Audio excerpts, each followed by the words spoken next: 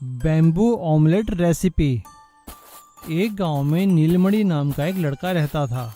उसके माता पिता का स्वर्गवास हो चुका था और वो बचपन से ही अपनी नानी के पास रहा करता था। उसकी नानी उसे बहुत प्यार करती थी और उसका बहुत ख्याल रखा करती थी। लेकिन नानी के लाड प्यार के कारण नीलमणि बहुत ही बिगड़ चुका था।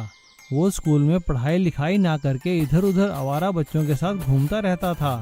एक दिन गांव के हेडमास्टर ने उसकी नानी को स्कूल में बुलाया और उनसे कहा, देखिए विमला देवी जी, आपका जो दोहता है ना, ये बहुत बिगड़ चुका है और स्कूल में बहुत शरारतें करता है।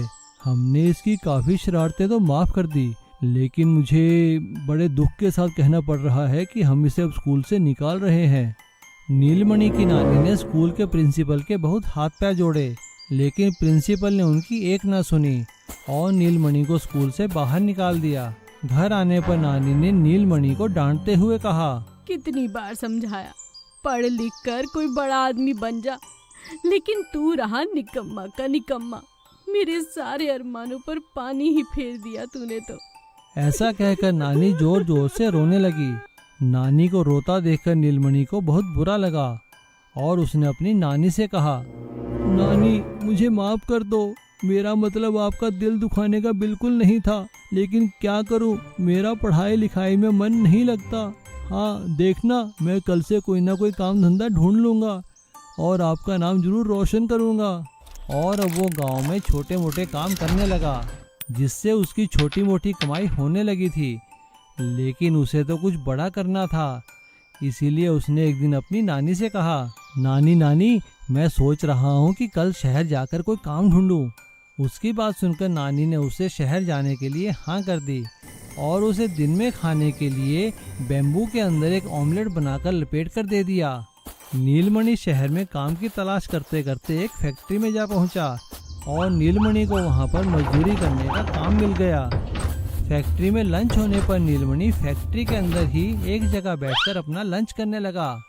जैसे ही उसने नानी का बनाया बैम्बू ऑमलेट खोला, उसकी खुशबू चारों तरफ फैलने लगी। तभी वहां से फैक्ट्री मालिक की कार गुजरी, लेकिन थोड़ी सी आगे जाकर कार रुक गई। कार में से ड्राइवर उतरकर नीलमणि के पास आया। अरे छोकरे, तू यहाँ नया आया है क्या? जी साहब, मैं बस आज ही आया हूँ। चल चल, तेरे को साहब बुला रहे हैं और जो तू खा रहा है ना, ये भी लेकर चल। नीलमणि को कुछ समझ में नहीं आया और वो अपना बैम्बू ऑमलेट लेकर फैक्ट्री मालिक के पास चला गया। फैक्ट्री मालिक ने उसका ऑमलेट देखकर उससे पूछा, बेटा ये ऑमलेट कहाँ से लाए हो तुम? जी मेरी नानी ने बनाया है। क्या मैं थोड़ा सा खा सकता हूँ? ये सुनकर नीलमणि हैरान रह गया। जी साहब, बिल्कुल साहब। फैक्ट्री मालिक ने जैसे ही वो ऑमलेट खाया, उसे बहुत स्वादिष्ट लगा और उसने नीलमणि से कहा, क्या तुम ये ऑमलेट बना सकते हो? हाँ जी साहब, मैं ज़रूर बना सकता हूँ। ये क्या, मेरे को तो और भी बैम्बू की रेसिपी आती है, मेरी नानी ने सिखाई है मुझे। तो ठीक है बेटा, कल से तुम यहाँ मजदूरी नहीं करोगे, तुम हमारा जो होटल है ना, तुम वहाँ काम करोगे।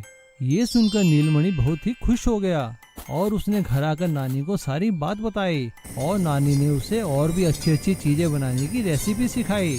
अब नीलमणि फैक्ट्री में मजदूरी नहीं करता था, बल्कि उस फैक्ट्री मालिक के बहुत बड़े होटल में रसोइया बन गया था और उसकी बैम्बू ऑमलेट की रेसिपी बहुत ही मशहूर हो चुकी थी और उसने मेहनत करके बहुत सारे पैसे कमाए, जिससे उसने शहर में एक बहुत बड़ा घर ले लिया और नानी के साथ खुशी खुशी रहने लगा।